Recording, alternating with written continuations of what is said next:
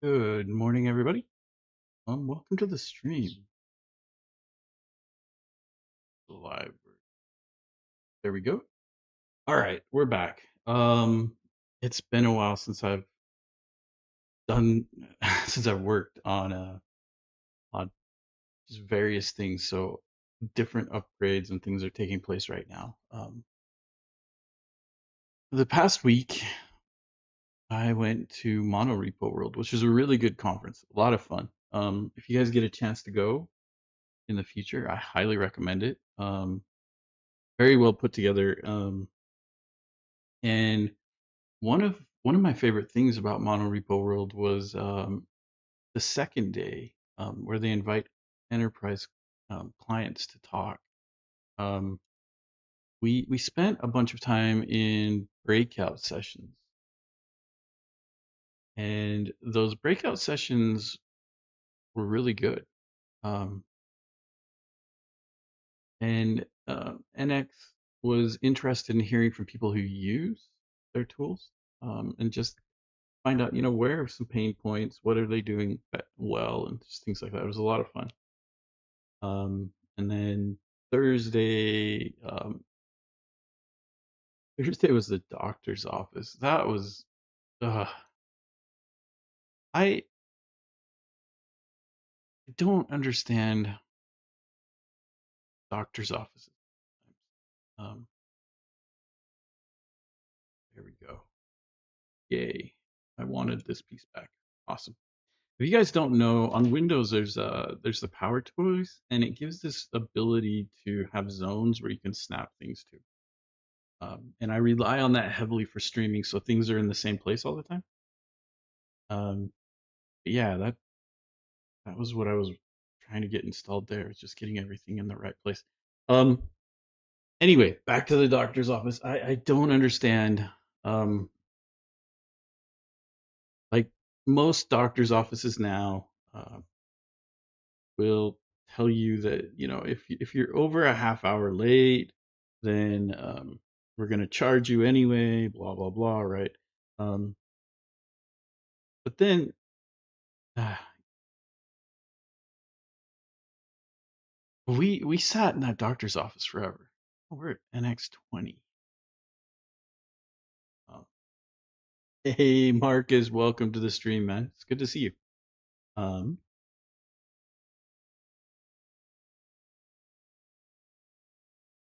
looks like I've got a couple of upgrades I want to get. Um, one of the one of the interesting things about the conference, there NX showed a couple of things.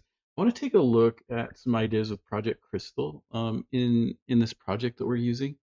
Um, I spent some time talking to Yuri at NX, and then um, I met pretty amazing engineer. His name was Nicola, and he had some ideas too. And there's a couple of things that I want to take a look at. One of them is, you guys may have encountered this, but if you run like Cypress component tests in parallel, every once in a while you're going to get collisions, right? Where it tries to start component tests on a port that already exists. Um, what I want to do, um, Model Repo World was awesome, Marco. Or Marco. Uh, Marcus. I just said Marco because I saw some old coworkers from when I worked at Odessa. Um, and a couple of those coworkers are on my mind. Um, the guys whose name I just called you wasn't there, Marcus. But it was really good. Got to spend some time talking to a lot of people at NX. Met some new people at NX, and they're growing. There's some exciting things coming out too. That I'm hopeful for, but I also was able to discuss some things that I want to take a look at. One of the ones is what I was discussing, like where Cypress component tests will sometimes collide. Um, and those collisions can be a little bit painful at times because your test run seems to pass and then you get this collision, and so one of your tests looks like it fails, and because of that I have to run my unit tests as serial tests. I can't run them in parallel in the CI/CD pipeline because I can't introduce flakiness like that to my tests, right? Where they may or may not crash, and we're using the tests. If our component tests fail, then we're going to fail your build, and having random collisions like that is never a good idea.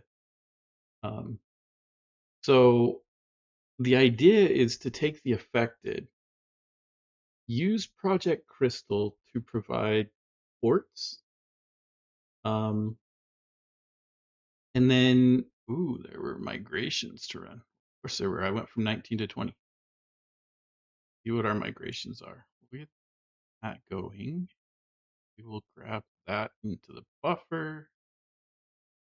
Um, but anyway, um, right, we can't introduce that kind of flakiness into our testing environment, um, especially if we're going to stop people from, uh, we're going to prevent builds. So how could we make port assignments based on the output of the affected? Um, and using Project Crystal and then potentially writing to a file. I have some ideas on how we could do this. Um, so it will probably involve a plugin, and then we'll see what we can do from there. But it's definitely something I want to take a look at and investigate. Um, Replace get jest projects with get jest projects async. Oh, interesting. And then they're moving the daemon process. Very interesting. With 20, I'm not even sure what. Oh, looks like I need to update my browser. I haven't used this browser since I last streamed. So, I was just gonna say I'm not even sure what the upgrades are in 20. Cool. I didn't realize you were gonna bring my stuff back. That's actually really nice. Let's take a look at uh, dev and docs and just see their release notes are.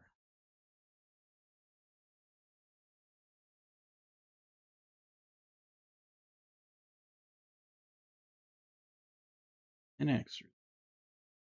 Here we go. Release notes.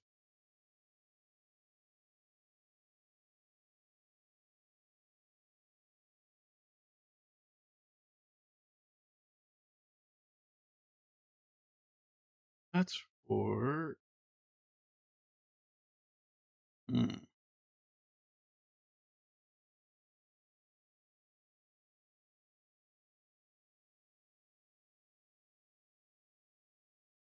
I wanted to see what was new in 20.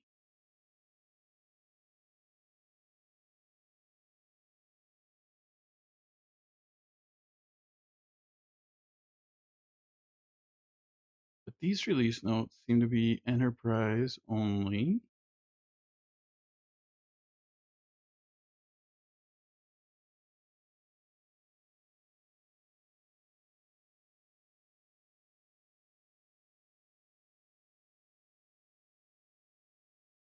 Oh, changelog.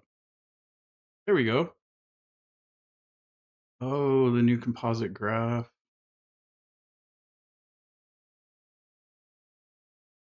Yeah, and this was interesting.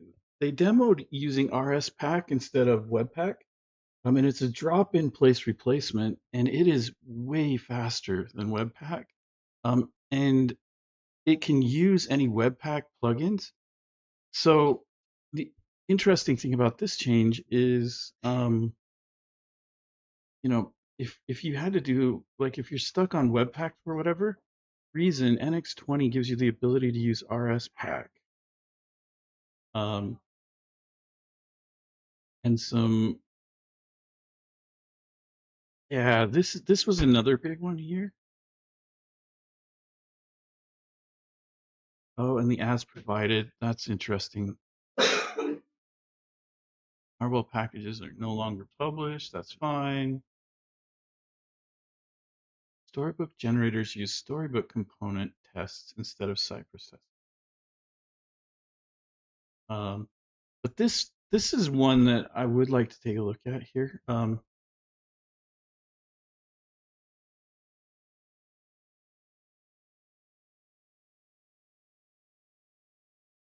Reset, create libraries, build, test, lint, compiler.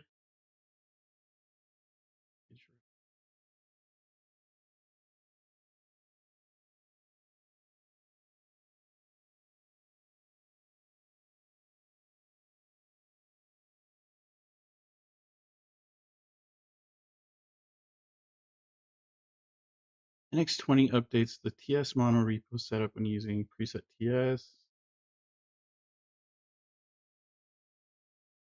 So yeah, with TypeScript project references, this is the big one.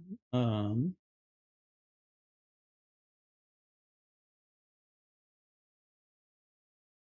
structure was rather awkward to work with.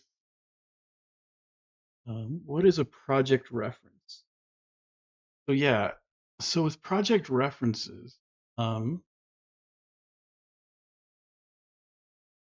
you can reference other source files. So you can reference the source of your libraries, um, and you use this instead of project references have a few trade-offs you should be aware. Because dependent projects make use of DTS. Build mode for TypeScript.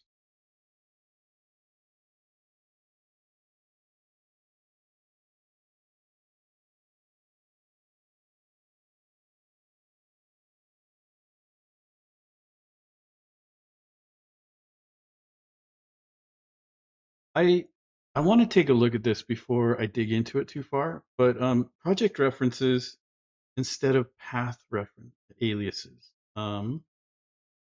And maybe you guys probably use path aliases all the time. Um, slash directives. Oh, this isn't it.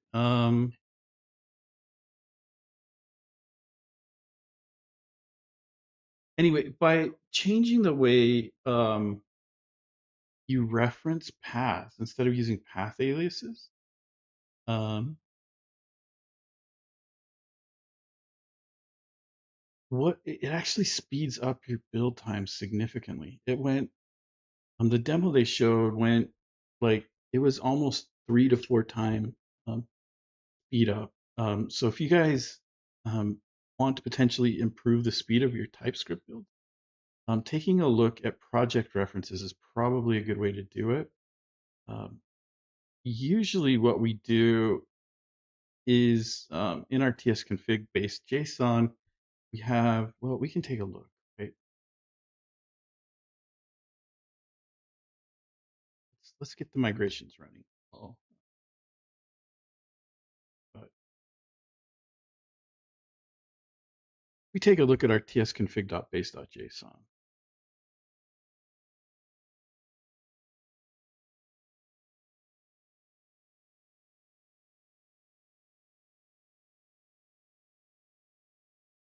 Maybe.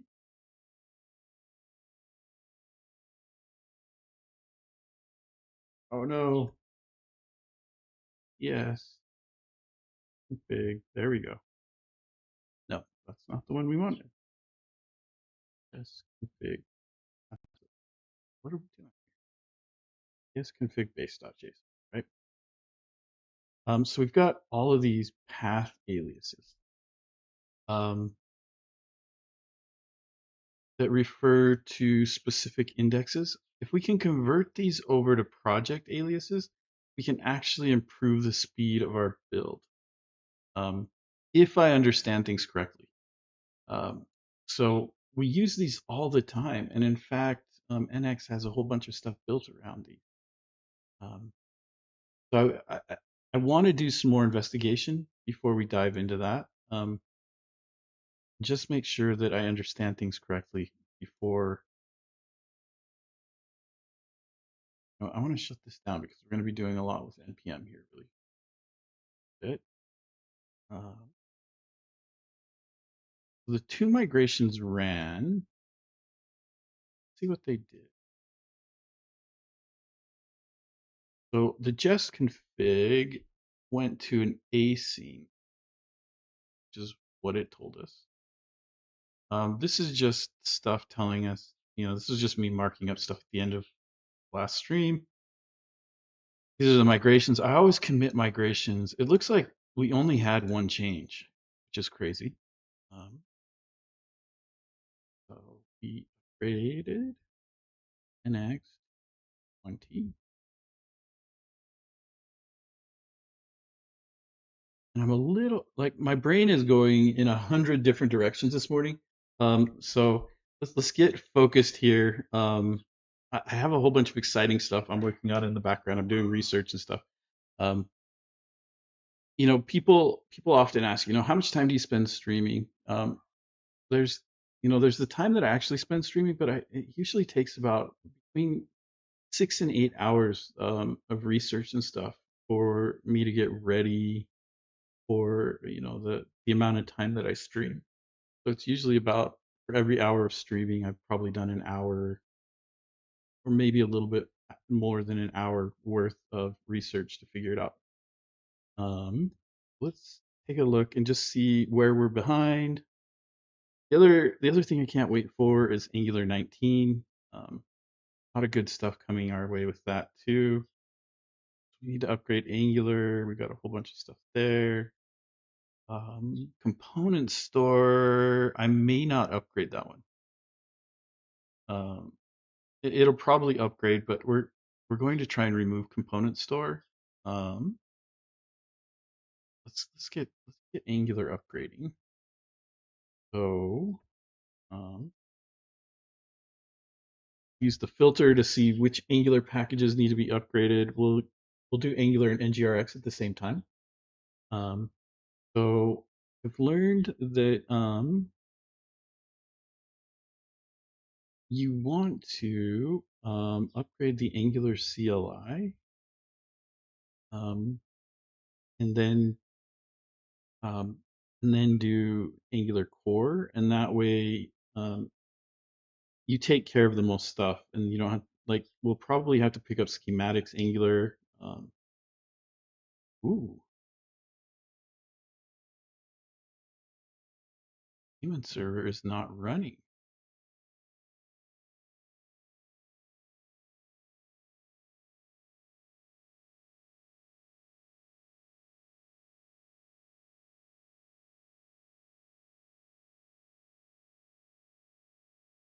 Um, this is one of the things that really task manager. So the daemon not running is one of the things that really can cause a whole bunch of console terminal processes to pile up in Windows. I did discover so been trying to figure out. I don't have terminal processes piling up, which is nice. I'm looking on my other monitor. Um, so when Dell bought Alienware, they added this Alienware Command Center. The Alienware Command Center is a horrible piece of software. and it causes some weirdness on Windows. And one of the weird things it does to Windows is it causes like it does this weird query over and over and over again, looking for software. And because it does that query over and over again, it launches a whole bunch of console processes. They get lost, and it just keeps doing it over and over again and just chewing up. Um, it just chews up a whole bunch of just processor. Um, Once I figured that out and stopped that service, a lot of other things cleaned themselves up. But man, um, if you're running if you have like an Alienware laptop and you're running that Alienware command center, I would just recommend turning it off. Like my computer feels like a whole new computer again, um, because it's not stepping on itself over and over again. Maybe the issue with the daemon, because I don't have rogue processes going on. Um, Maybe the process was the daemon was after the upgrade. It needed to figure out where everything is, which makes sense, right? Um, so no upgrades for that one. Just make sure anything else Angular wise. So schematics Angular.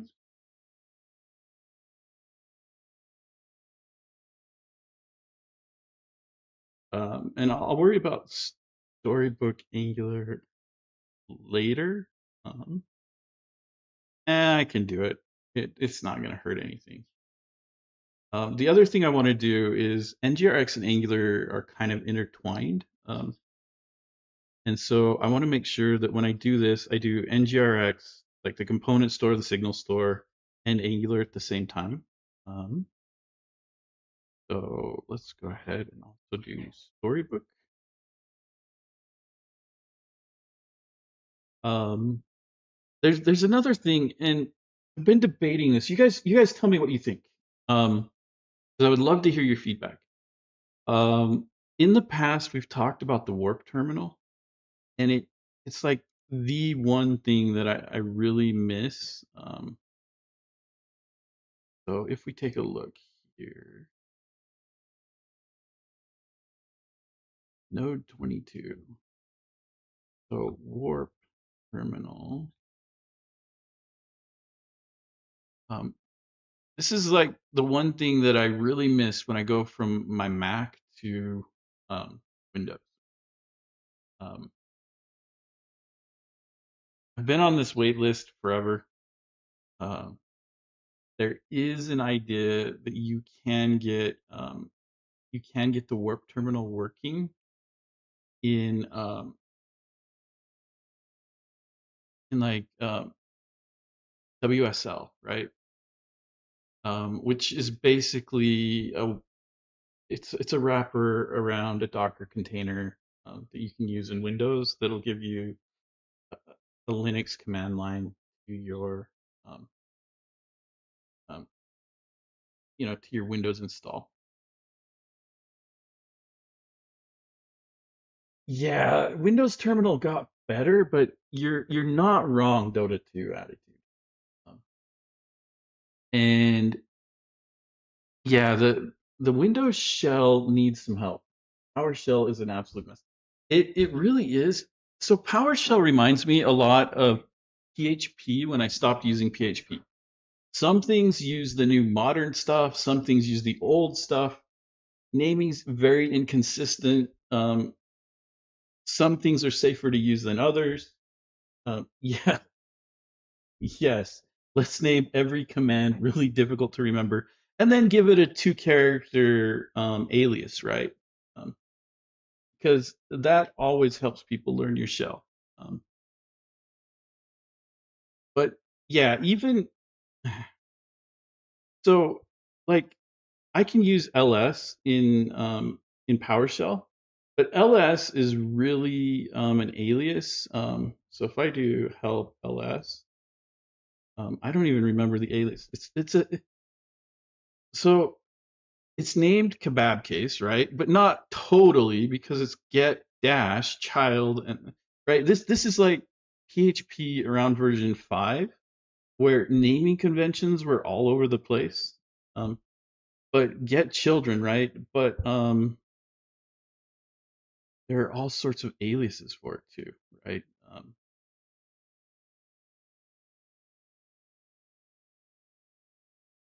And it doesn't even list the aliases. So, oh no, it does. It's right there. So GCI, LS, and dir, right? It's got 3 different aliases. And in fact, help is an alias for get dash help. um, yeah, WSL can have some issues, and it can also cause some problems in other things, which is why I'd really love a native. So, like, PowerShell is terrible. Well, it's not terrible, but it's not great, right? It's gotten way better. PowerShell 7's not bad, but it's not great. It's definitely not on the level of something like, like the Z shell or something like that. Um, the terminal itself has gotten better. So the shells have been hit or miss. Like the command shell is horrible. So I use PowerShell by default. Um, but there's, I don't know. I don't disagree with you. I really wish I could use the warp terminal though. And so I'm thinking about that.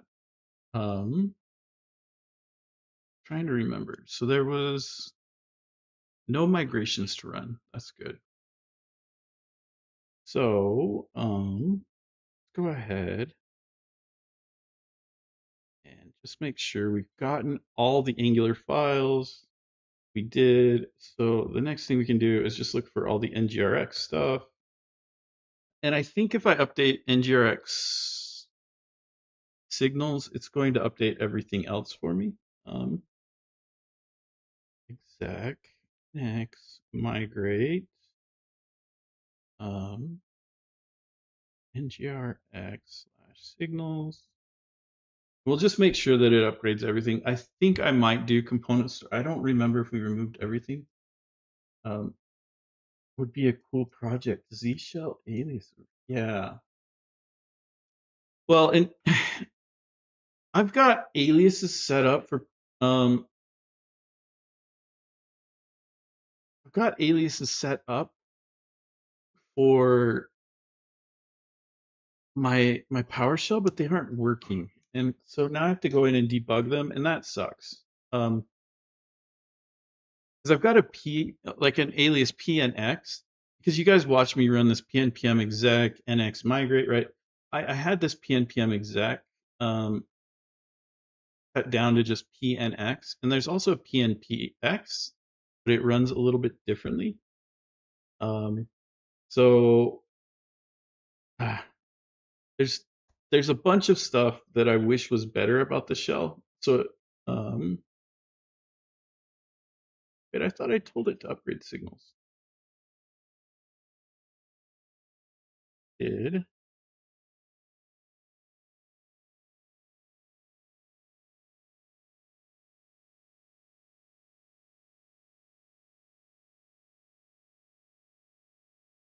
is it just reading things wrong? So like if I go take a look at my package JSON, there's Angular, Rx operators. Why is signals in my dev dependencies? That's a weird place to put it, but it will upgrade it. I'm going to edit this file. Rx signals. I'm going to take that out of there.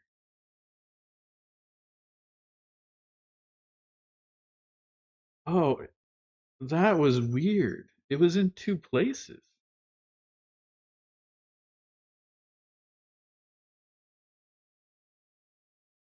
Why did it get put down here? I must have installed it wrong. I don't know. I don't know what happened there. Um, it's really strange. So there were no migrations, and I would have seen a new migrations.json. Let's just run that again and make sure.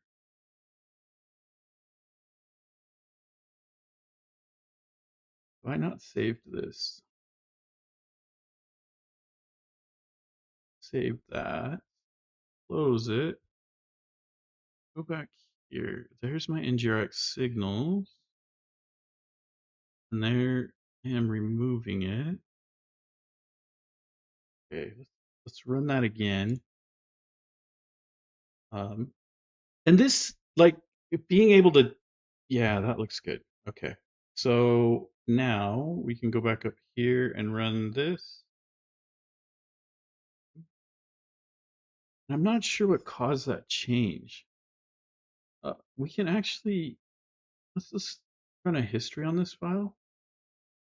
Um, so those all upgraded. Let's look at the file view. There's NGRX signals there and there. So it was definitely in two places. That's a little bit strange. I don't know. Let's go back and see when I introduced that. In the dev dependencies, it's there. Looking around line 54 and there.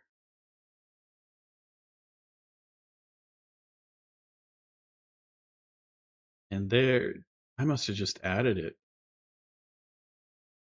Line 54. There in the dev dependencies. And there.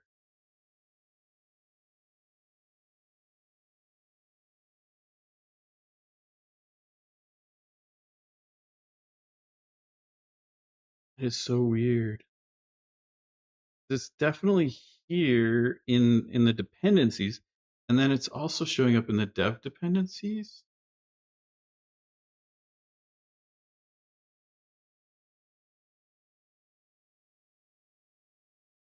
So here's where I upgrade NGRX. So interesting. So I added it here, but it's not up here. And then added NGRX operators, and that moved signals up to the top, but I didn't remove it from there. This is definitely on me, which I figured it was. It's just a really weird way to do it. Um, so at the last conference I was at, there was talk about dependencies, and I was asked, what do you do if all the dependencies are out of date? They really had no good answer. Why not use renovate or dependabot for this? Um, the main reason I don't, and I do have this set up, right? So if we go, I have a GitHub, grab GitHub,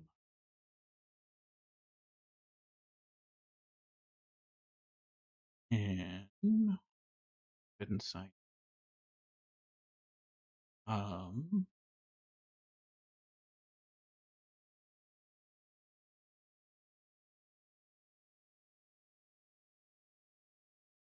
I don't even remember my password for GitHub.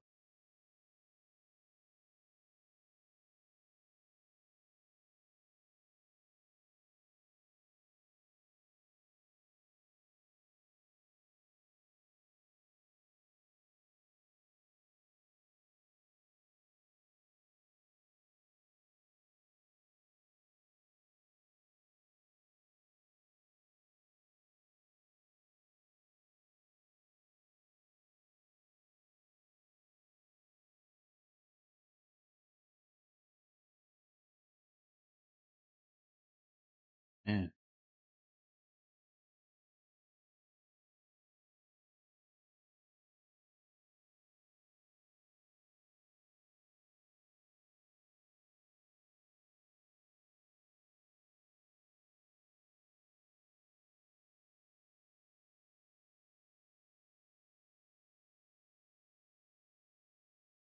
One thing I hate about some fonts is it's difficult to tell the difference between a zero and an O.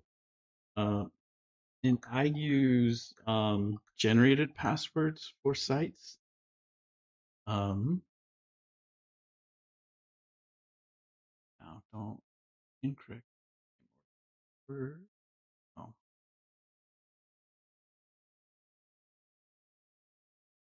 I have to fix that again.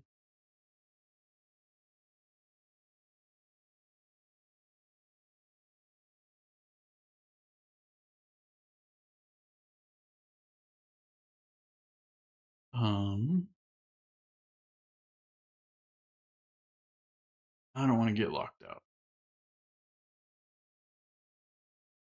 Let's close this tab. And instead of doing that, we'll bring this over here for a second. And if we take a look at this repository, um, you can see I do have Dependabot going on. And Dependabot is listing a whole bunch of stuff, right? The problem with Dependabot that I have um, is sort of died. Yeah, some deps just die. Michael, you're not wrong. The problem I have with Dependabot um, is we've got this is interesting buttons and stuff here. Um, as we're upgrading, we need to run these migrations, right? So Angular has migrations. Dependabot is really good at updating npm packages, but it's not as good at making sure that we, run the upgrade through NX or through the Angular CLI or things like that. I imagine I could probably spend some work figuring that out. But there could be issues and things like that. And then like the other issue I've had with Dependabot is I haven't spent the time to group things together, and so I can run into merge conflicts, and how fast the pipeline runs and things like that. So often it's just a little bit faster to do it through the CLI. That's the main reason why. Um, anyway, there is that upgrade. Let's just make sure I've got everything. Because at this point, now we can just use NCU. Yeah. TypeScript. Oh, the TypeScript ESLint stuff. Um, so npm exec nx migrate TypeScript ESLint plugin, and then the parser and the utils. And once those are done, actually those aren't the Angular specific ones. Those are TypeScript specific ones. We'll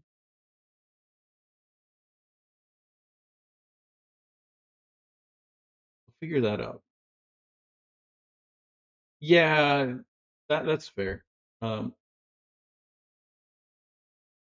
Yeah. Um, I should probably spend some more time to figure out how to um, do the Dependabot stuff. Um, I don't use it at work, and that's the problem, right? And so I don't have the muscle memory that I do from the CLI.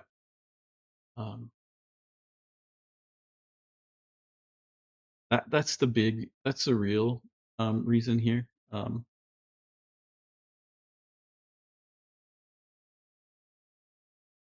And the last one is and I should fix that. There was another interesting thing that I learned at NXConf that I did want to pass on to everybody here because it's something I figured out on accident a little while ago. Um, but they actually said it's a best practice, and I stopped using it because of issues. Um, so we'll talk about it as soon as I get, because we're gonna have to do it. Um, and it has to do a lot. So one of the interesting things that they talked about with NX is the way a lot of build runners work and a lot of mono repos work is they run the build tools, and the build tools then control, um, the mono repo and build runner. NX decided to flip that on their head, where NX makes decisions about your build tools and then decides how to run them, um, which kind of flips everything on its head, but it gives NX the ability to do some powerful stuff. Um, and it allows the tool to be faster. But kind of a side effect of that is how they recommend we should be running our build tools. Um, I want to take a look at that too. Uh, let's actually don't do this yet. Here, and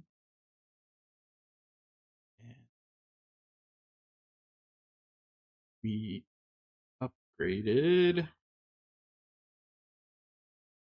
Angular and GRX and at types. Yes, yes.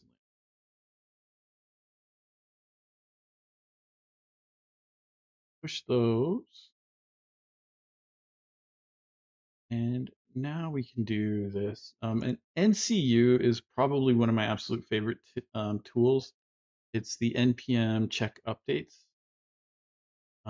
Great tool. It says npm, but it can use yarn, it can use pnpm, it can use npm, right? But it gives you such a nice interface, and it gives you a whole bunch of cool tools. TypeScript 563. That's one I should make a check for, which I just happened to notice. We've got the version compatibility up here.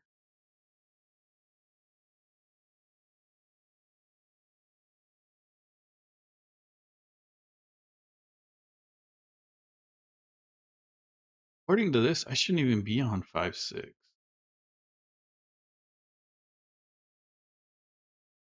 We're on 5.6.2 already.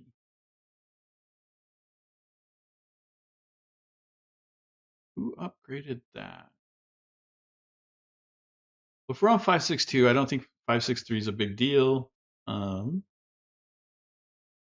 Striker, we'll take a look at that later. Stylistic is fine. And then the ESLint, I want to do the version 9 upgrade for sure.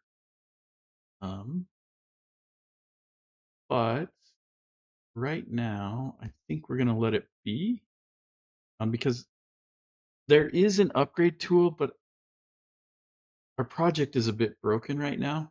So it's not going to work.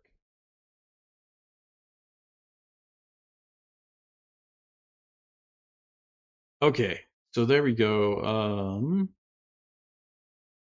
So it upgraded everything. So now if we run NCU and we just take a look at it, and the format group is really nice because that's what lists it in the major, minor, and everything.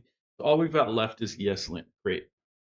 So the first thing that they talked about is, when you're doing an affected, with your target, you can go like lint test component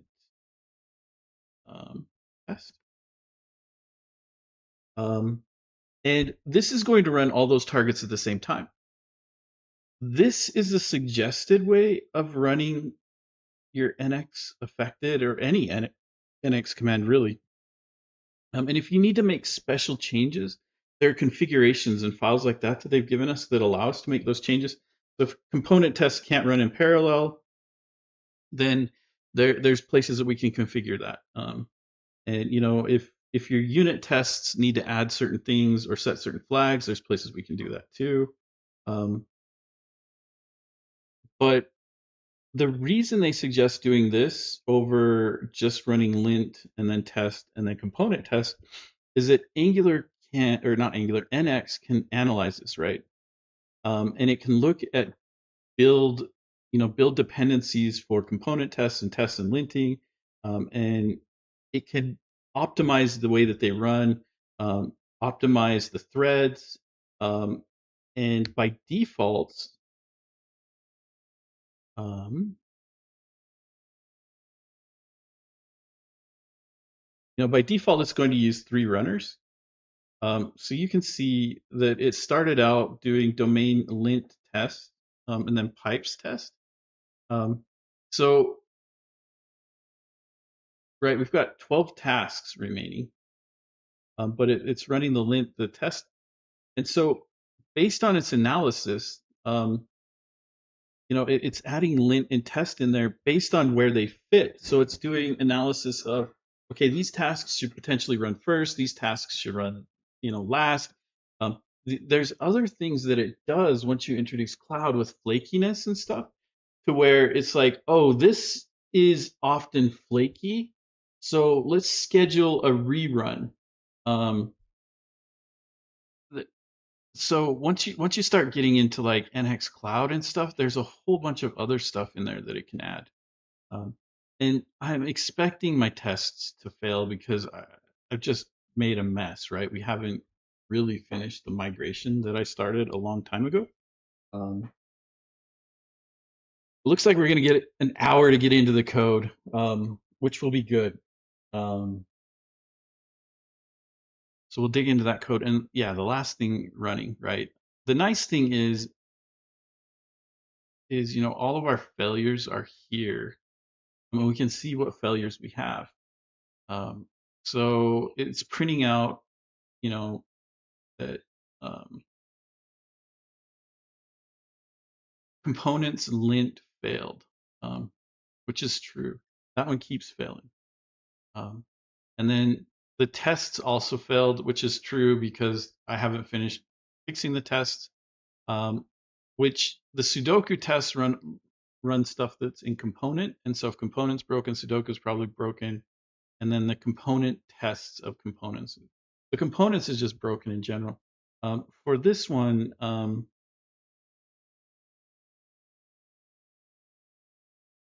the there's a little bit of an issue with just the way the linter is running ESLint and the way it's picking up files. And I've tried to break this habit that it has. It's probably something I'm just going to fix off camera.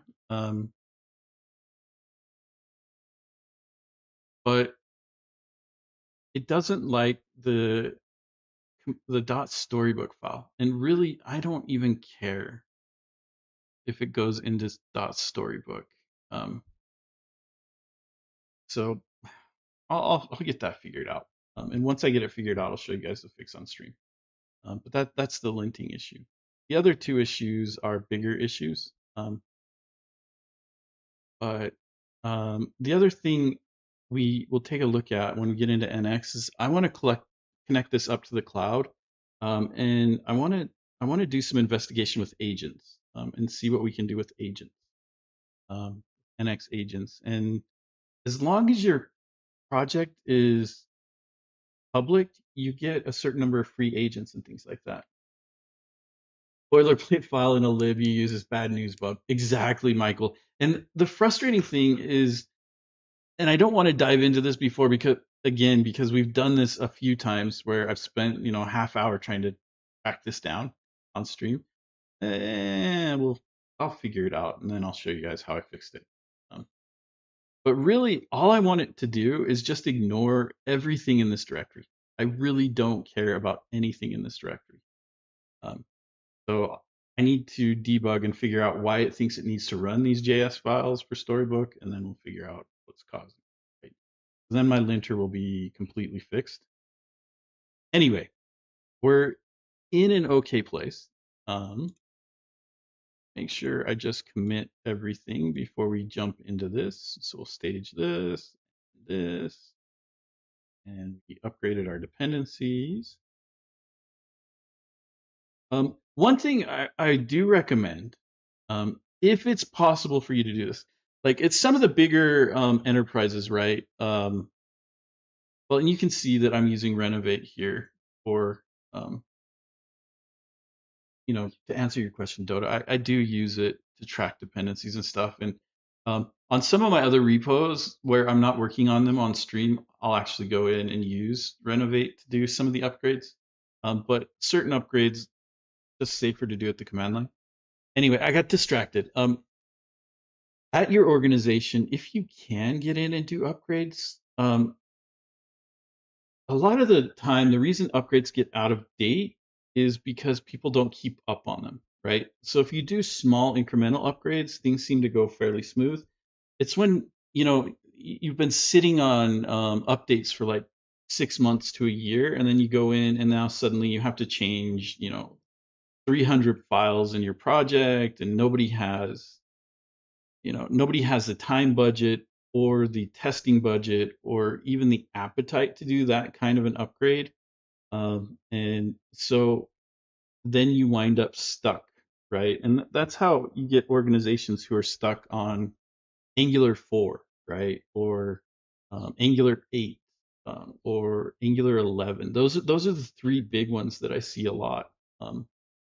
Those four are and I think 4 to 5 is when they started introducing Ivy. You've got a lot of people who are stuck with the Ivy changes. 8 to 9, maybe 8 to 9 was Ivy. What was 4 to 5? I don't remember. And then 11 to 12 started doing some big things.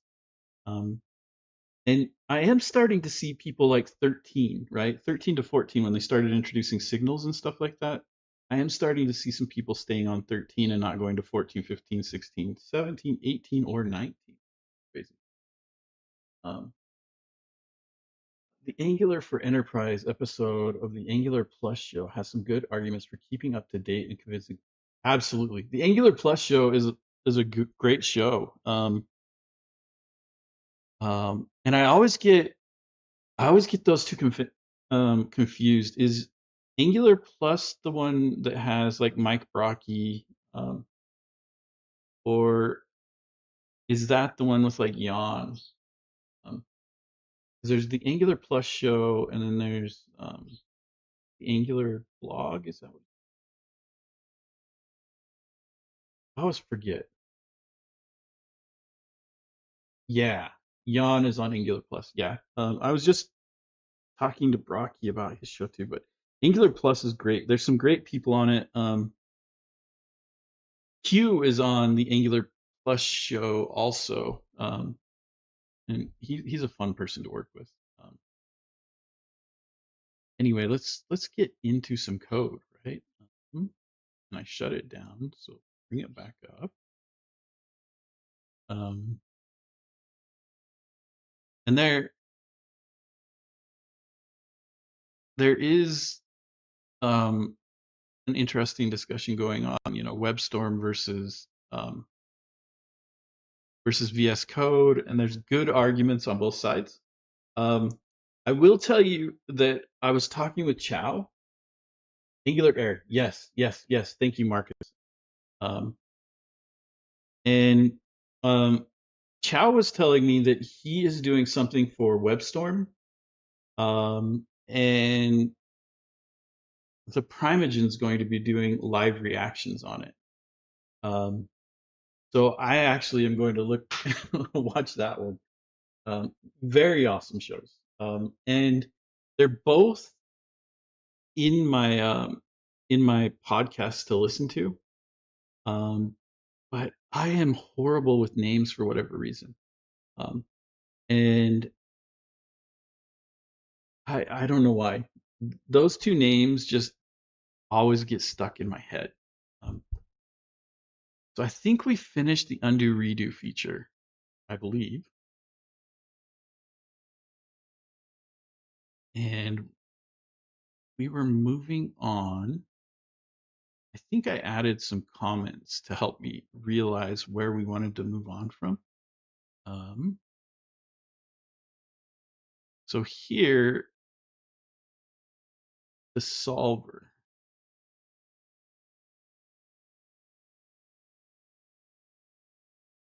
I think that's where we want to go next.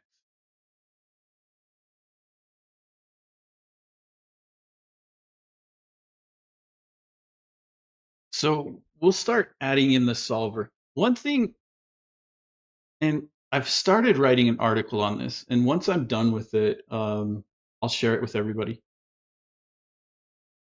I think this is the proper way to do signal store. Compose your store out of smaller features. Even if you only use the feature once, um, this composition method seems to work really, really well for signal store, but it also makes it easy to understand what's in here, right? Like if we go take a look at with undo redo, right? Inside of here, we've got a command stack and a command stack length, and um, we've got things about clearing commands like the undo, the redo. Oh, change cell value. That's what we need to have in here.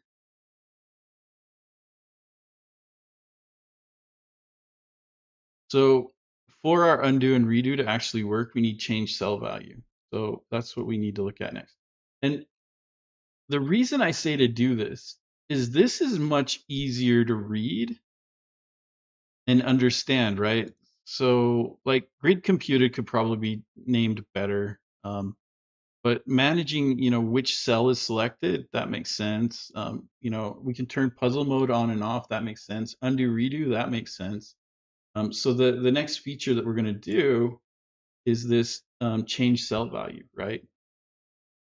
So we can go in and we can find change cell value.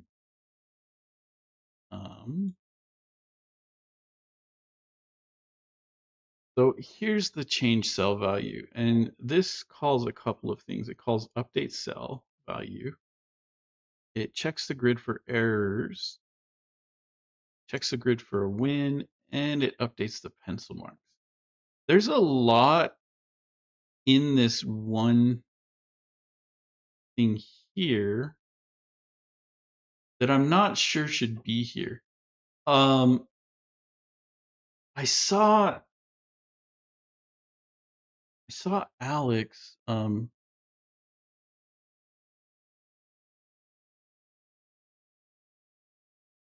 Maybe I can find it. I haven't actually taken a look at it. Don't use effect. Um, yeah, I saw this pop up in my feed a little while ago.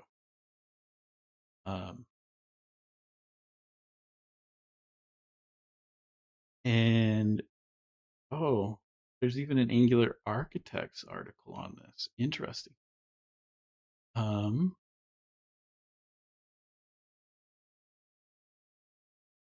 This is on my list of things to watch, even though it's a month old. Um, and if you guys don't know, Alex is kind of, well, he isn't kind of, he is the dev lead on the Angular team. And so he does, you'll see Alex talking about a lot of, um, he talks about a lot of Angular stuff. And when Alex says something, I tend to be like, oh, wait, I need to figure out what's going on here. Because I'm really tempted to use an effect. Manfred wrote this one, huh?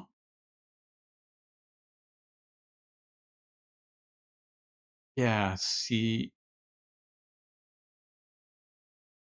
this is interesting. Chow's Angular 3 library. Chow was showing me he did some crazy stuff with Angular 3 that he was demoing for me at NX or at Mono Repo World. And Oh man, I so want to get into Angular 3. Um,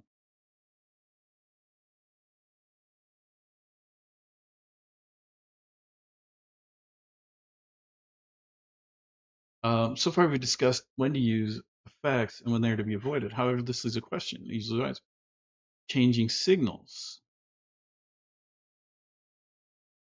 Use RxJS. Use a reactive helper.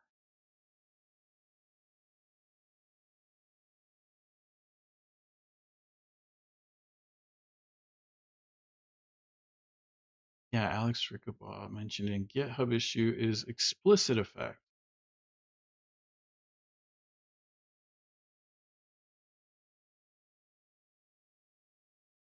Explicit effect.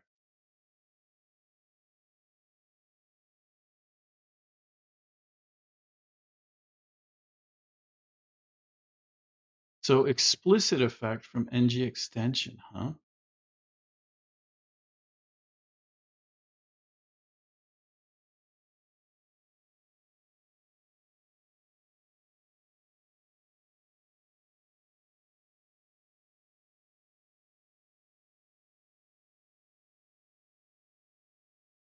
Allows you to create an effect that only depends on provided signals in the depths array. It will run the effect only when the signals in the depths array changes. So here we've got this effect. It's got count and state. And then you run it in untracked where you do the count and the state, and that's very common. So with explicit effect, you just do a count and state in the dependency array.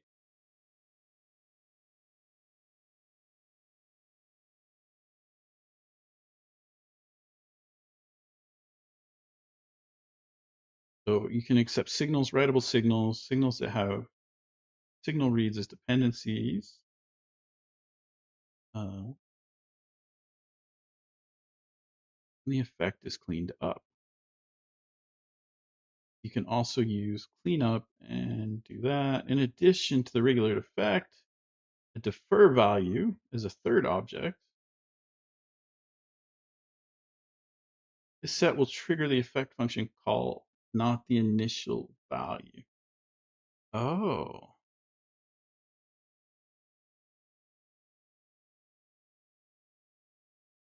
that's cool. So defer will skip.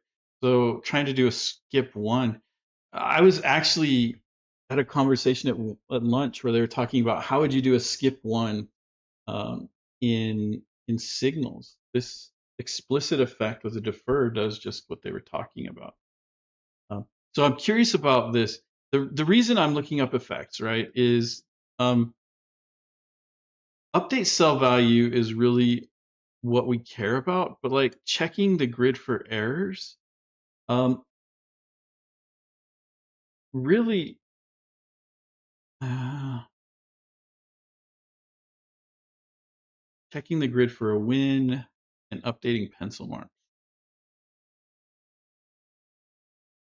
Because what I'm trying to do is there will be some dependencies built in here, right? So the undo redo feature,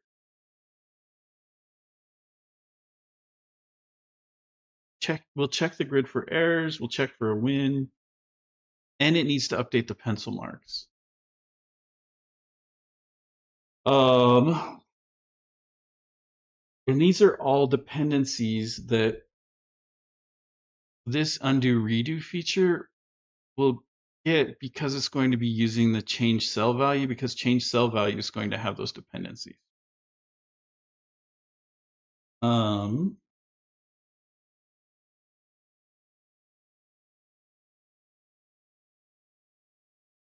which means by its nature, updating a cell, and this is kind of strange, right? And maybe I can draw it out to help explain what's going on. And this is a beautiful drawing. I love it. But right now,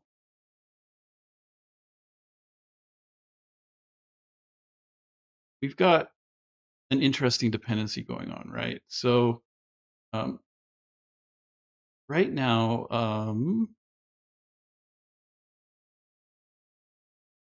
you know, change cell value um, depends on, oops, change cell value depends on um, update cell, right?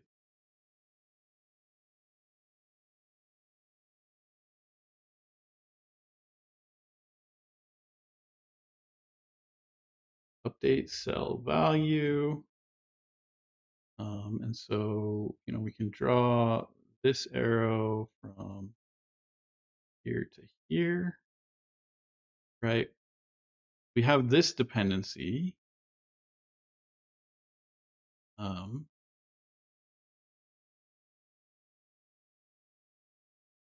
and then we've also got another dependency on check grid for errors, check grid for win, and pencil marks, right?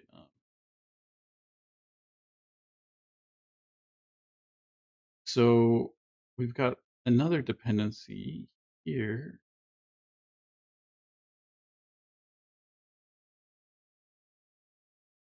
Check grid for win.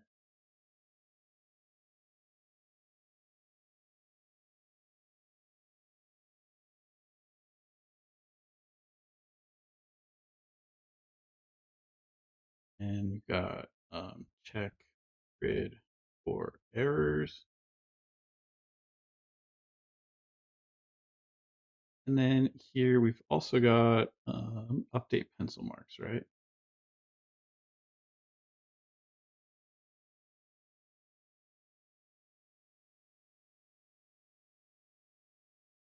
So we've got all of these dependencies going on.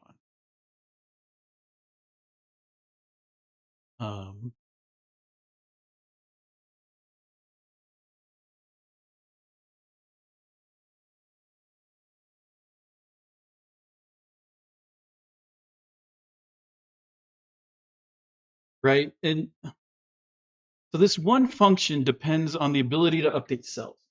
It depends on the ability to update pencil marks. And it also depends on the ability to check the grid for win and check the grid for errors. But we've also kind of got an implicit dependency here. And maybe we can do it this way, right? Where we don't really want to check for errors, or we don't really want to check for a win if we've got errors, right? And dreams, no, dreams not enough. Thank you for rating. Who was the follow from? I was in the 2024 for NGConf in the live show for um, Angular Plus, um, where I got accused of cheating, um, which was it was fun. Massive rate. You know what? Doesn't matter, dude. In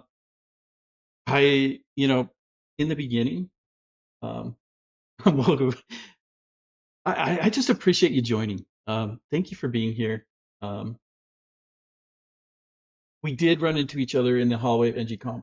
Um, and that's where we met in person. And that's so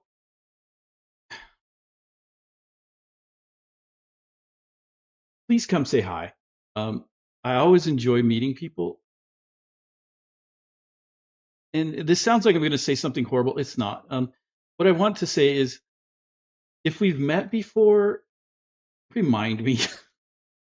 um, I meet a lot of people, and sometimes my memory isn't as great. So I appreciate Michael. You know, I do remember us having a conversation. I did spend a lot of time in the hallway because there's just a lot of people who I wanted to talk to and who wanted to talk to me. Um, yeah, and dreams not enough. We all start somewhere, right? And like me being very flaky for the past 4 or 5 weeks has really hurt my viewer count. Be be consistent, and that's going to help your viewer counts. But we all started somewhere. You know, Marcus, who's here, was one of my first followers. Another one of my followers had to step back just because of health issues and having to get away from tech due to health issues. An amazing guy, um, and he just reminded me I need to reach out to him. He came on as Bruni View, just an amazing guy out of Australia, and very, very. Um, you just meet a lot of really cool people. Plan to start and end at one viewer rate. Oh, I met a guy. I talked to the guy who was doing the YouTube stuff for the NX stuff they were filming while we were there at Mono Repo World, and just talked to him. Um, join join like the streamer communities and the content creator communities. Like we spent time going through the lunch line talking about mic settings and editing and how do you edit for YouTube and how do you cut out, all the pauses, all the weird stuff that you say when you're live. Um, and he gave me some idea for some really cool tools um, that I can use that will make video editing way easier. Um, and that's the amazing thing. Most of the really big YouTubers or streamers that I've met have been very helpful in general. Um, every once in a while, people get tired of being asked questions or whatever for some reason, and maybe they aren't as helpful. But I would say the majority are helpful, and they want to see you succeed. We're working on getting to xState, but right now we're working through this idea of we've got this function called change cell value. It relies on four other, which could be features, right? And there's an implicit dependency here. What I'm trying to figure out is, can I invert this, right? So maybe we get rid of the need for change cell value, and instead this becomes the cell value itself, right? And maybe we use this notion of the explicit effect, right? This is explicit effect. Um,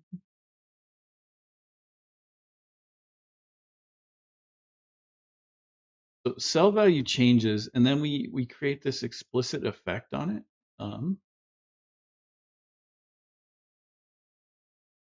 Right? Um, and maybe the better way to do this is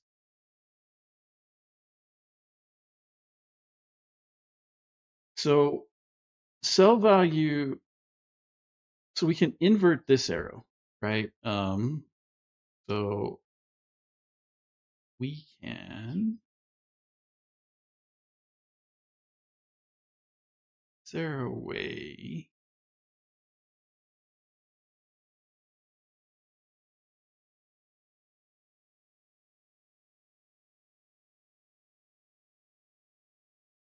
I don't I don't care about where that is. I want the arrowheads here. This is the one. So that one we take off, right? But can we make it so that update cell value now depends on cell value, right? So we get a green dependency here. And then cell value will have, do this one in maybe gold or orange. Um, and yeah, this, we'll call this an implicit dependency because we're going to do an explicit effect here. And this explicit effect will again, oh, I've got, because I swapped the arrowheads, if I draw them, they're backwards, which is hilarious. But this explicit effect now has it's got its own dependency here. Right, it's got an implicit dependency. And now maybe we can retarget these so that, and now we can flip these around. Boom and boom. So again, right, we've got update pencil marks. We'll be watching this. Well, actually, this isn't right. There we go. We're going to have the explicit effect have this dependency. And here, we're going to retarget you, right? And so this one and this one will live here. And then again, we're going to create kind of an implicit, another effect, right? So to speak. Let's go ahead and grab this. Boom. And here, we're going to set up another explicit effect.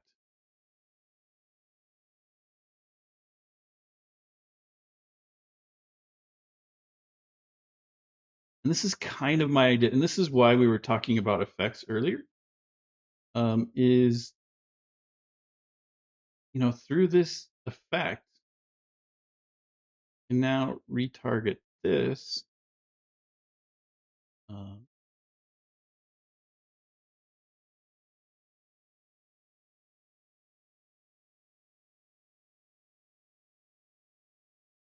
So that our dependency tree goes from being a little bit crazy to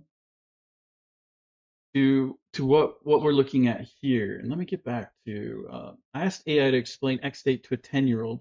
Is this a fair explanation? xState is a tool that helps computers or programs to make decisions by organizing them in a clear way, kind of like a flowchart or a map. Imagine you're playing a video game where your character could be walking, jumping, or standing still. xState helps the game remember what your character is doing and what it can do next. Yeah, that's not a bad explanation. I got an explicit effect. Oh, and yeah, you got everyone scoops on forms. Yes, I remember our discussion about forms now that you say it, right? So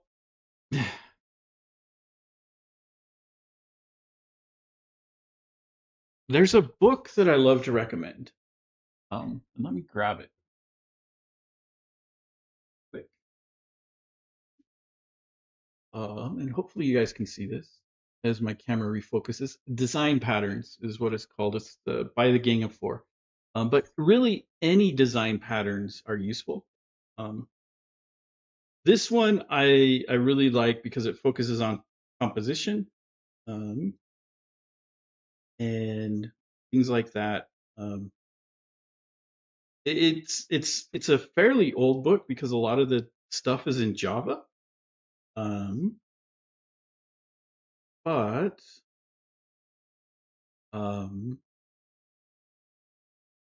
behavioral. So if you look on page 305 of this book is the state pattern.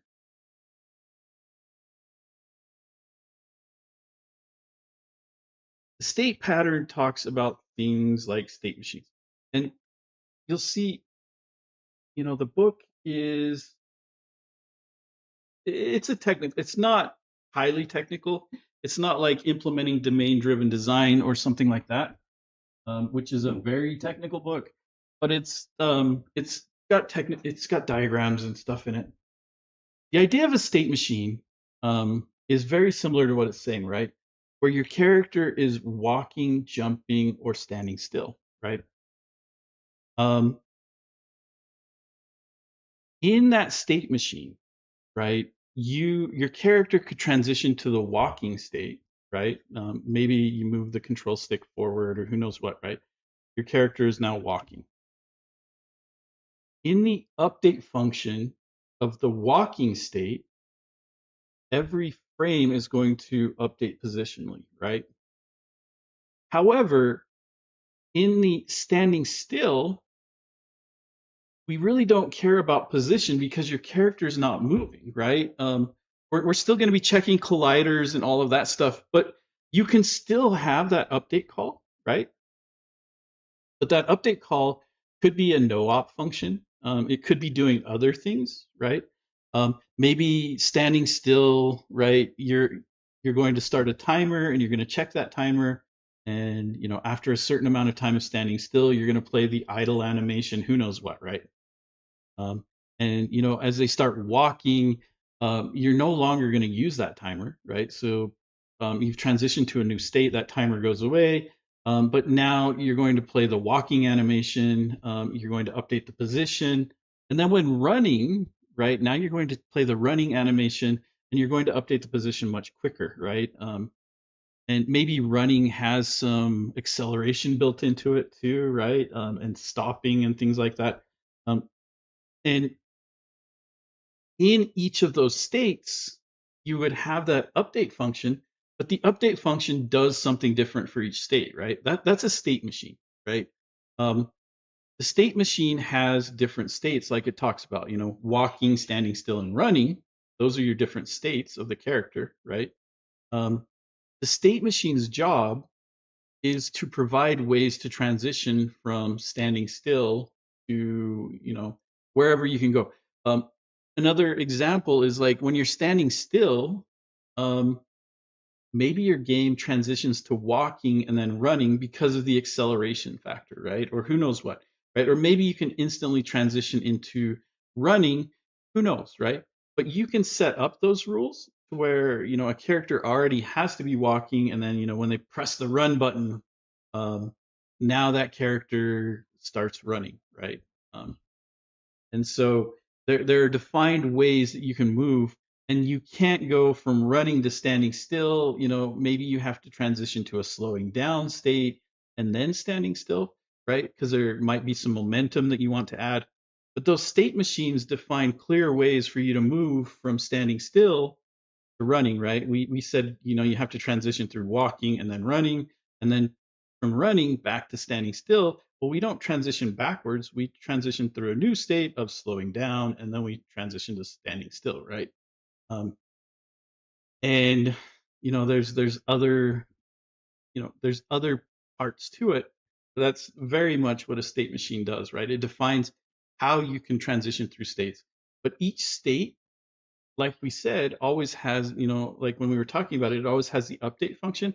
Each state will have defined interfaces too, and ways that you can interact with them.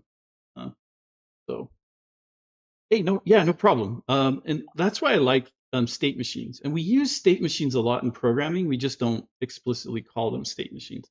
xState gives us a way to kind of explicitly define those state machines, and draw them out. And xState looks very similar to this when you're working with it, actually. So you would draw out these dependencies.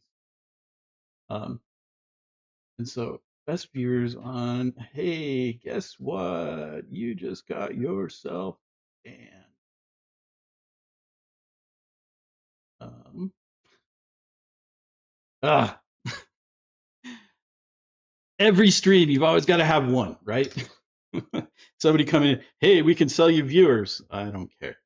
Go away. Um, if I paid for viewers, most viewers, like, I'm in a very niche place, right? Programming is already fairly niche. Angular is even more niche within programming, right? Um, you selling me 10,000 viewers does me no good. So whatever.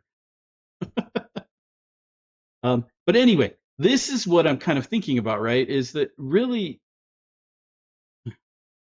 the reason for this is that right now, um, our undo redo, right? Um,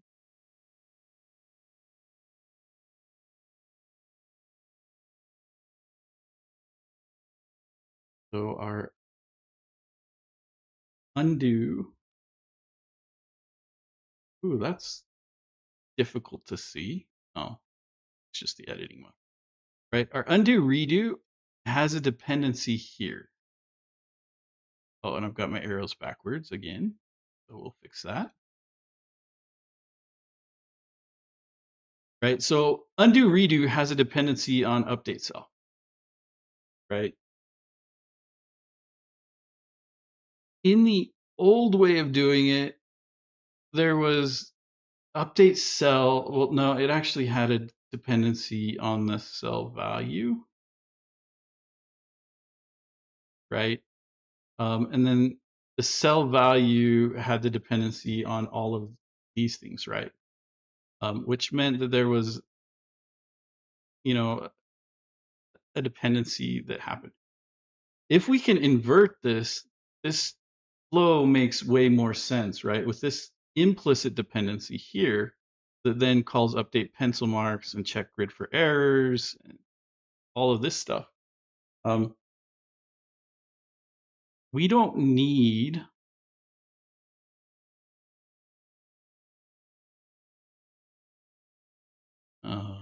let's find a different color, like maybe a nice purple.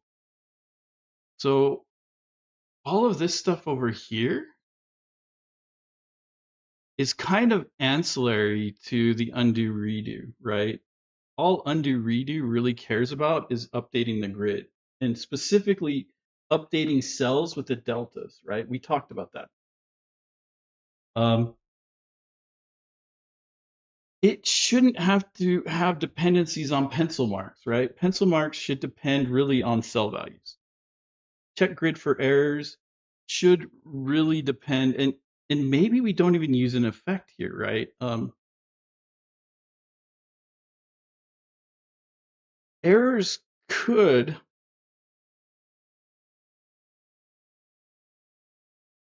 like pencil marks could just depend on the grid, right? Well, on the cell.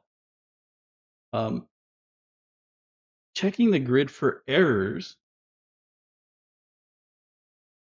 could be computed. So, right, so maybe instead of making this, we'll use green to indicate that we're making updates here. We'll use orange to show that this is a computed effect. And so really we could take, and if we made these all computed effects, right, computed signals. And so the grid for errors could really be a computed signal from the grid itself, and a win could be a computed signal from the errors. So if there's errors, we already know that, hey, we've got, we don't have a win, right? So I think there's a possibility here. And then we take out the need for explicit effects. Everything just becomes computed based on other parts, right?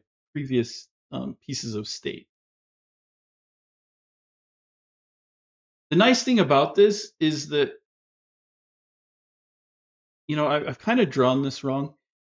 These should really be above cell value, but I don't want to move the whole thing around right now. Because what you want is you want all your arrows going the same direction. And right now we do have that, right? If we moved undo redo up above and cell value up above, then all of our dependencies would, go down, which is what we want. Yeah, I like this.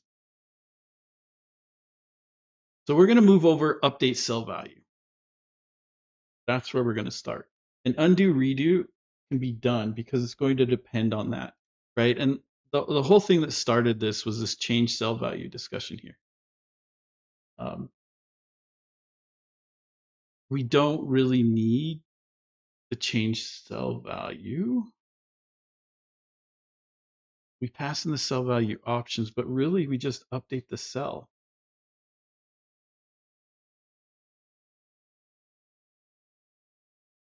Value row and column.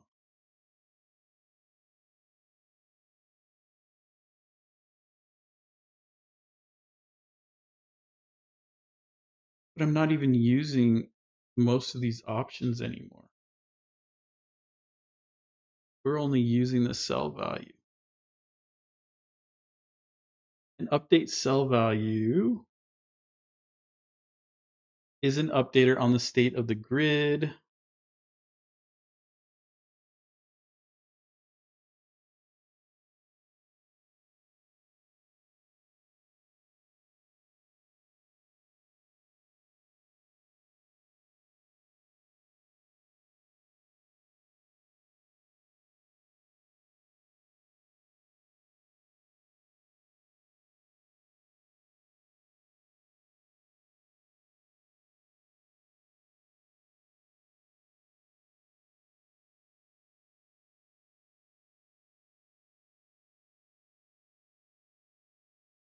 We've got another updater going on here.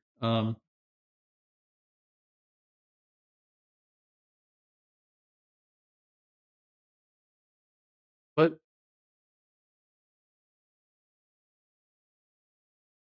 this can go into the store.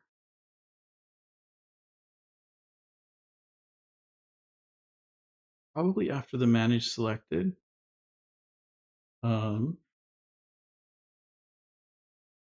Oh, are we passing the whole thing in? So if we go back here,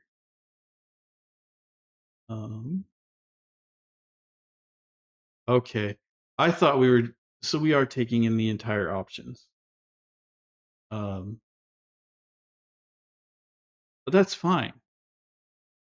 And then updating the pencil marks also takes in everything. Hey, Obradores, yeah, go ahead and lay down the law. Go ahead and ban people like that. Time them out, mod. It's good to see you, man. Hopefully your new job is treating you well. React developers prepare. Dude, don't go banning my React devs. It's not their fault. They have to do it for work. Um, I was actually at Monorepo World. I got a chance to talk to some devs from Walmart, um, and they do React at scale, like huge scale. And I also got to talk to devs from Netlify. Um, both very, very fun to meet. I didn't even start, man. They didn't give the credential. Really? Dude, I am sorry. That sucks. That really sucks. Um, that's not cool at all. Um, I'm sorry to hear that.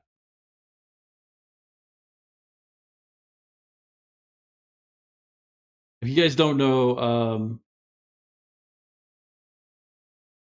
Pablo Lores has been a friend of he's been a friend of just the stream forever. Um, and great guy. And I am sorry to hear about that.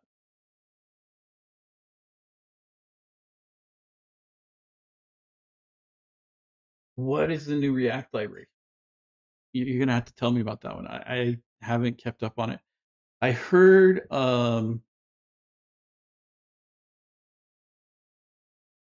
what were they talking about?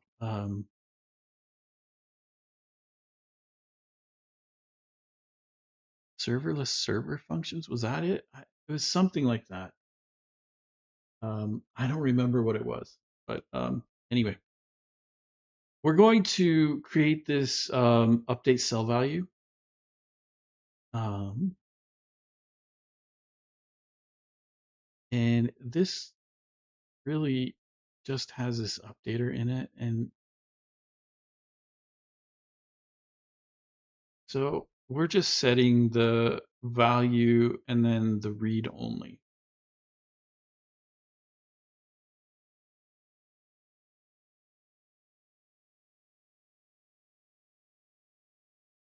So we'll take this over and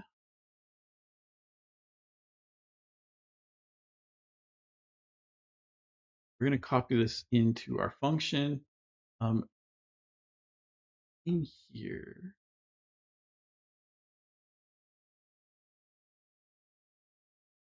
And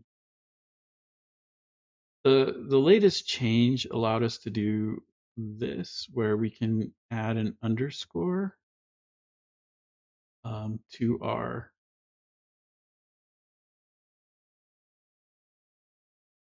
to any property or function, and it becomes private to the it becomes private to the function itself. And now we're going to decompose this.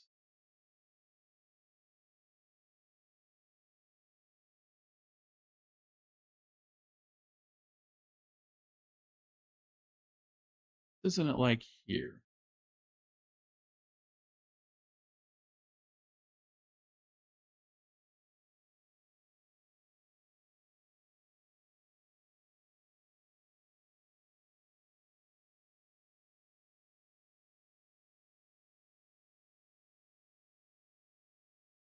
This is a parameter initializer.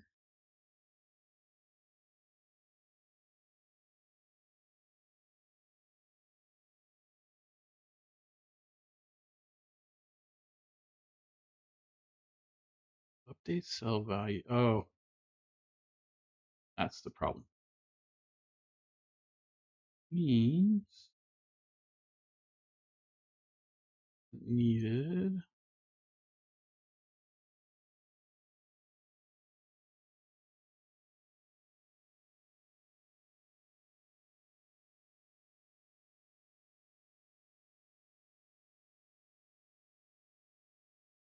There's the function. Okay, we're good.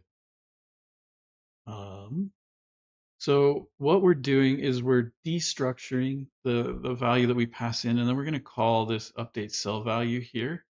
But let's go grab that from the store. We're just going to move it in. We're using write, but really all we care about is this right here.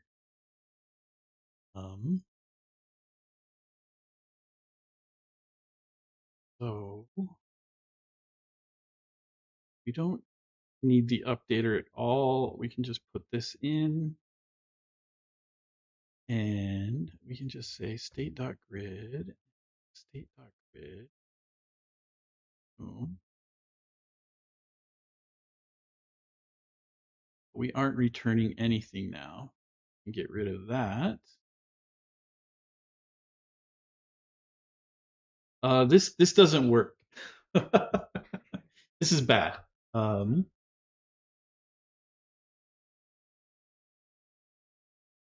Because grid is calculated, and it's a cell state, right? And so if we take a look at our initial state, is it calculated? State grid state. So it's just a grid. Oh, that does work.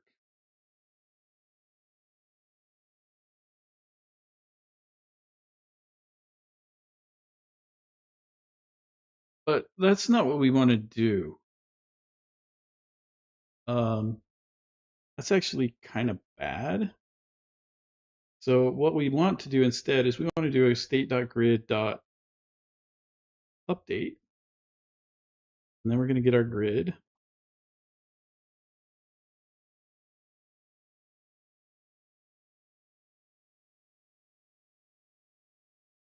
Does that not work?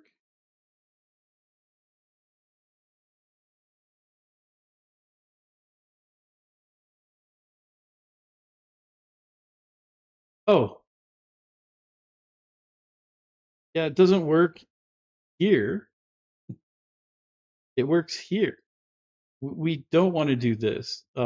This is a bad idea. what we want to do is we want to do state.grid.update, and then we'll pass in our grid.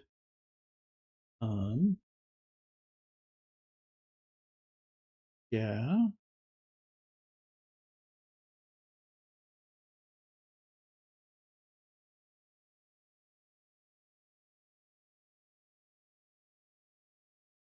Oh, grid needs to be a writable signal, right? No. Man, I am all over the place. It's been a while.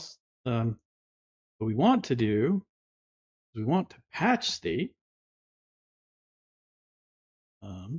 We'll bring that in. And we want to patch the state here. Not bringing in patch state. There we go.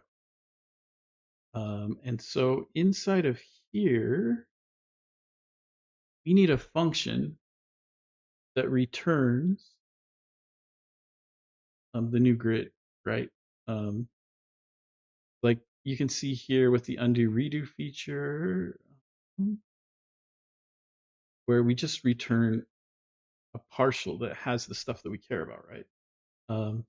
So here, what we do, and again, we don't have to do, we can just return an object that has what we want. So here we can just go and we can say, hey, grid is now, and we can return this, right? So you can see here,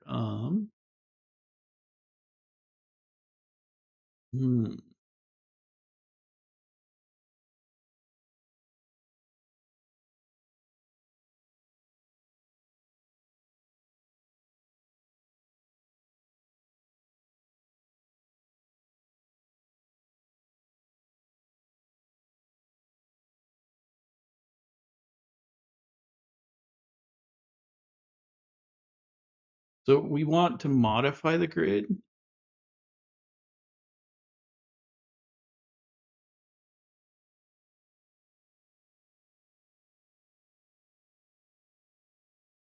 We want to return a new cell state.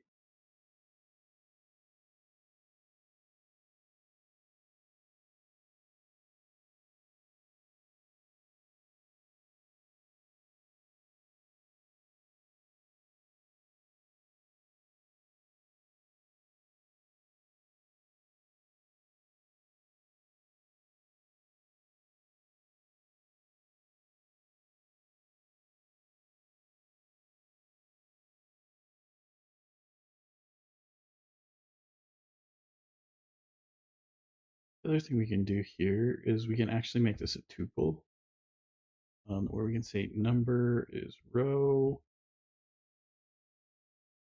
or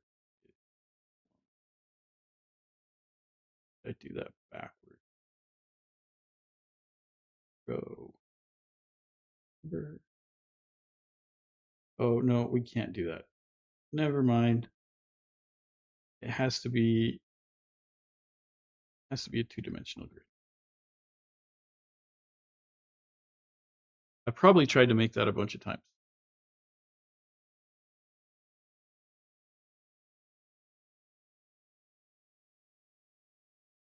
So what we want to do is we want a function update grid that takes in the grid that's a cell state, right? Grid, cell state, that, row, number,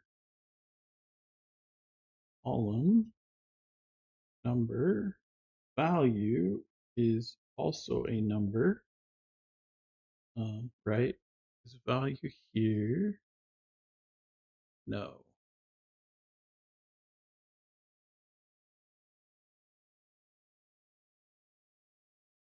Cell value. Cell value.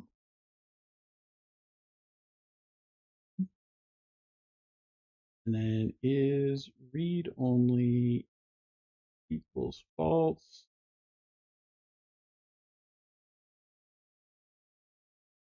And we need to import cell state. And so now we can say, hey, grid row column equals that, and grid that. Great. And then we can return grid. That's going to update our column. So then we can say update grid. Boom.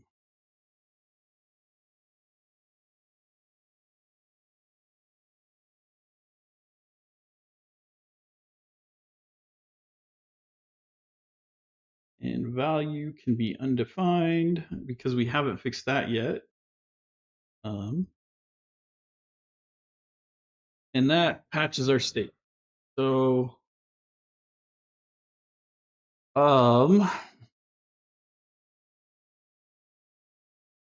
that allows us to update the state. So we can now update the cell value. So now what we can do is in our undo redo feature here, we can say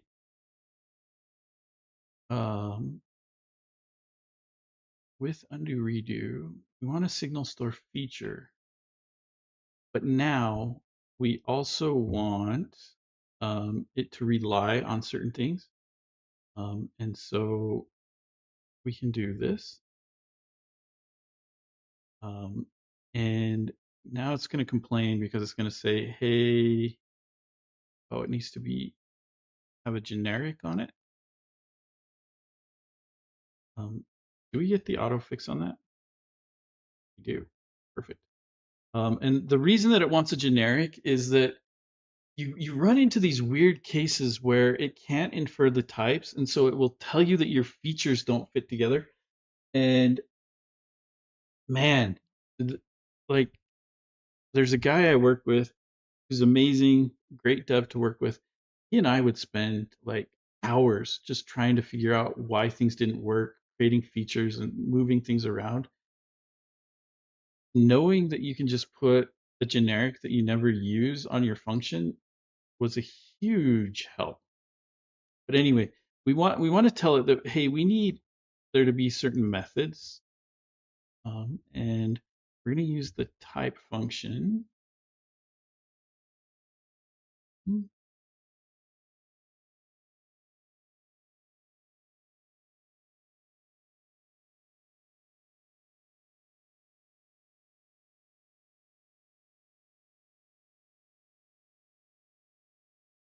So there we go. So this type function here is going to give us the ability to say, hey, we want this specific to update cell value to exist, right? So update cell value. It's going to return void. Boom. And update cell value has a specific, well, right now it's already telling us, hey, it doesn't work. And if we hover,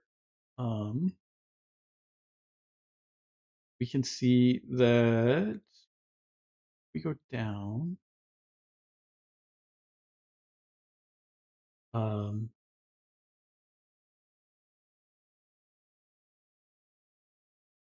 So we can see right here that, hey, we said that update cell value had to have no parameters, but really it expects to have a value row column and it is read only.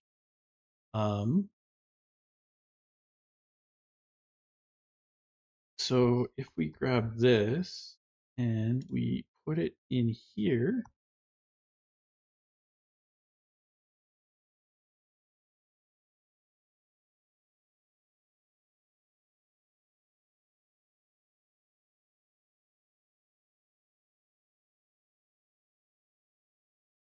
what is going on? Oh, that's the problem. So now if we go back to the grid store, everything's okay. um, because the undo redo knows that this method's here, right? If I take this undo redo, um, oops,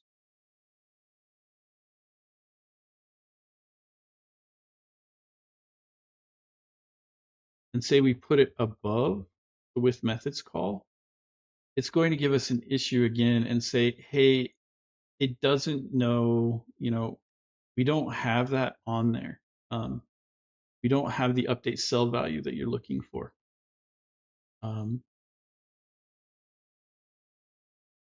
so I'm trying to decide what this belongs in.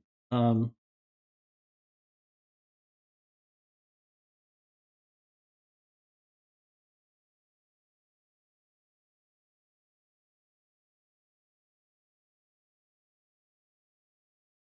the other thing is, I think this should go below the computed um, here. Right now, it doesn't matter, but it might in the future. What I think I'm going to do is I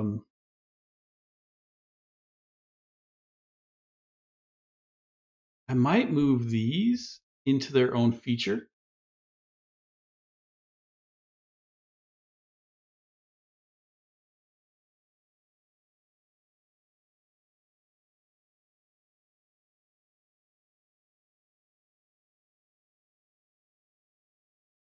Yeah, I think I'm going to.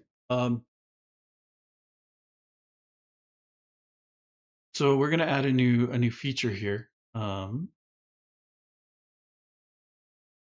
inside of here, we are going to add a new TypeScript file, and we're going to call this with grid feature.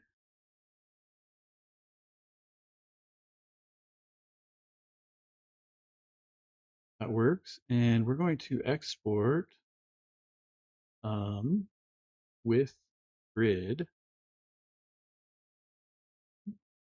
and so one thing to remember is like you just return a signal store feature.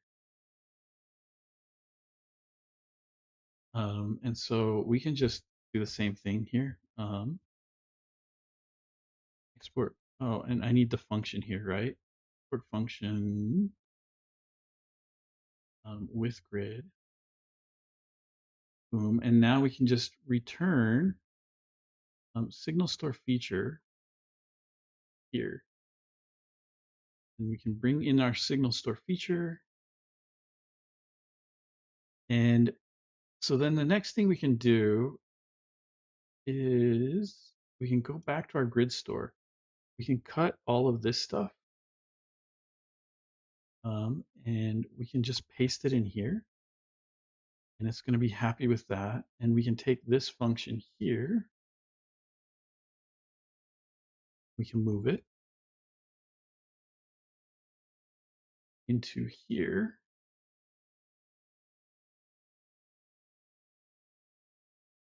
Boom. And so that's how easy it is to like refactor your stores, your signal stores. But notice here, it's already telling us, hey,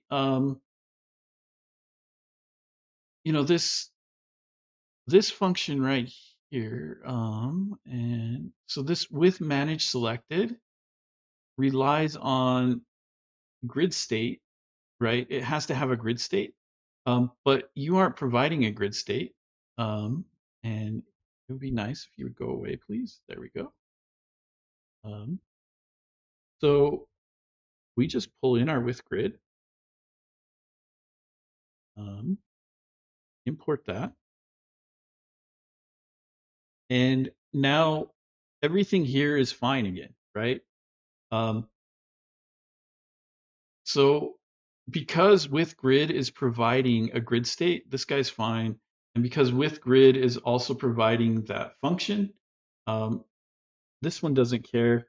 And now our grid feature has, the stuff that's necessary for the grid to function. But our grid store is easier to read, right? So we provide the grid, we provide the way to manage, what's selected in the grid. We provide a puzzle mode, and we provide undo and redo. Um, and the nice thing is now that we've done that, we can come in here and we can uncomment this command, right? And we can uncomment this, and it's no longer that. Now we can just say, hey, update. What do I call it? Update cell value. Update cell value. And it's not a this, it's a state.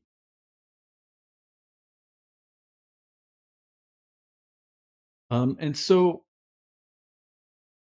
now we've added back the ability to update our cell values, which is great. And we just need to make the same change here.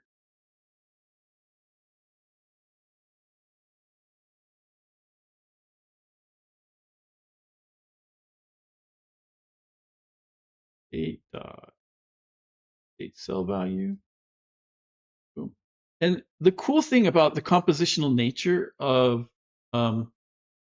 just like signal store, right, is undo redo really only relies on update cell value. We don't care about all the other stuff going on.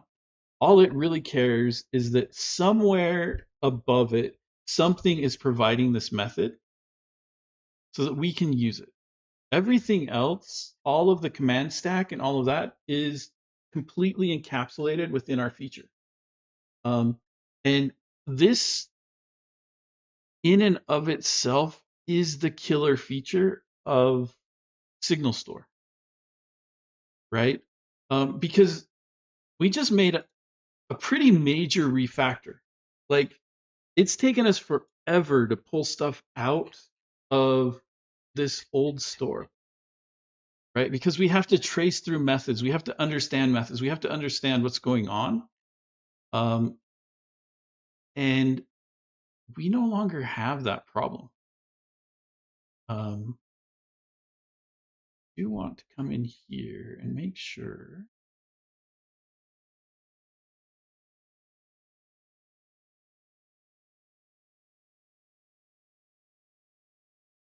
that update on grid for errors, update cell valid.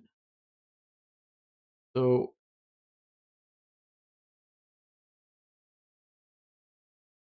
finish moving this, right? I think we're getting close. Oh, we are. We are at the end today. That was actually, that lined up really well. But you guys saw how long it took us to figure out what to move here, right? And it was only a couple of lines of code. We completely refactored our grid store with a brand new feature. We moved the initial state, we moved all of the computed values of the grid, and we moved this new method that we added into their own feature in the grid store, and we did it in like 10 seconds, right? And the cool thing is that, like, you know, if I comment this out, hey, it complains. If I comment this one out, hey, puzzle mode complains because it needs stuff, right? If I comment this one out, undo redo complains because it needs stuff. So we even get better type safety because even though this feature doesn't know anything else about the grid other than the fact that the grid has this update cell value function that takes in a cell value, a row number, a column, and whether or not it's read only. That's all we know, right? That's the only dependency we have. And so if we go and we look again at our Excalidraw, right? Our undo redo feature now really only depends on this. That's all it knows about. That's all it cares about, right? This has a dependency on cell value. But again, this function has this dependency, but this exists in another feature, but it could exist by itself. It could, right? That's the crazy thing about just the very compositional and functional nature of the signal store is I could very easily just move this piece right here to its own feature and provide that. I decided not to do it because this really feels like it's core to the grid, right? And that's why I made this refactor, right? Because the grid state feels like it's core to the grid. These computed functions, right? They return the selected cell. They return, what you can focus on next. And I may put the errors in here too. You know, because that feels very so that feels like it's very part of the grid. Um, and whether we're in a win state, right? That feels like it's very part of the grid. So those probably belong here in this computed. Um, and that's the other thing. Like this old grid store, it got very huge, which makes it very difficult to reason about, right? It's like 750 lines of code. It's very difficult to reason about what's going on in here. And I wrote this code, and I've worked in this code multiple times, but it's still not easy for me to follow, which means that it could be even more difficult for other people, right, who didn't work in this code. Um, this becomes much easier to follow, right? So we've got the base stuff, and then manage selected. We can go in here and we can look at what manage selected does, right? So it's expecting a method to update the selected state cell. It's expecting a method to be able to reset it, which right away, or no, we're adding those abilities, the ability to update it and the ability to reset. So right away, it's simple. We know that we have to have something that provides us a grid state, right? There has to be a grid state in the store that we're added to. That's what this line tells us right here. Um, did I mess my grid feature up?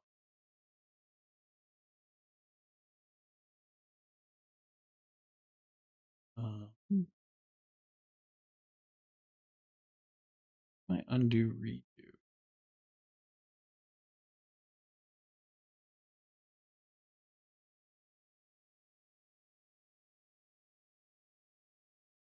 I could I could swap this slightly.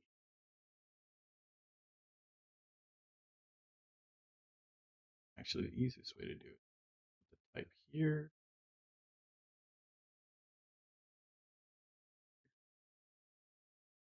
Um, I don't think it matters, but um, well, maybe it does.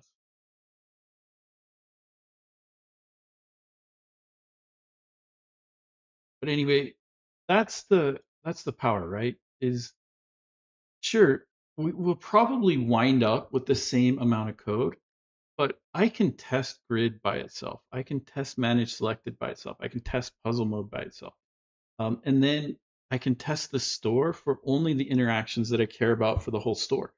So I can target my tests much better too.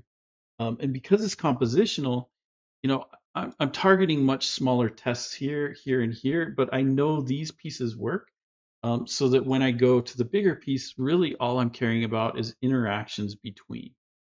Um, so it becomes a much more manageable. I can find the tests easier. I can understand what the tests do, but I can also understand my code better, right? Um, so there's a reason why in the old store I'm having to add these comments that like, hey, this is for this is part of the solver. Well, if it was a feature, then it wouldn't matter, right? And very similar things. The reason that this is a little bit more difficult with component store is that component store is an inheritance, right? So we would have to, like, this extends component store. So we could extend component store, then we could add another, another piece that extends the piece that we extended. But we've got a fairly brittle chain where if anything changes, it breaks everything, right? With the grid features, um, we're more compositional, less brittle, easier to understand. Um, so yeah, thank you everybody for showing up. You guys have a great rest of your Sunday, however much remains. Have a great week. I do want to talk, I'll be back tomorrow, but I do want to talk about potentially moving my Monday night streams to Tuesday. It might be a good time to do it now, where I've been, um, I've been a little bit less frequent. Um, But you guys, let me know. Let me know on Twitter. Let me know on YouTube. I know a lot of the viewers that I have are rewatches. So if you're rewatches and you've got a schedule set up, please let me know. Also, you can do it through comments on YouTube. You can do it through comments. You know, just let me know if moving to Tuesday seems like a good idea. I think it's going to work out better in my schedule. Just back-to-back streams like this, sometimes it gets a little bit difficult to get content put together. Um, so yeah, let me know.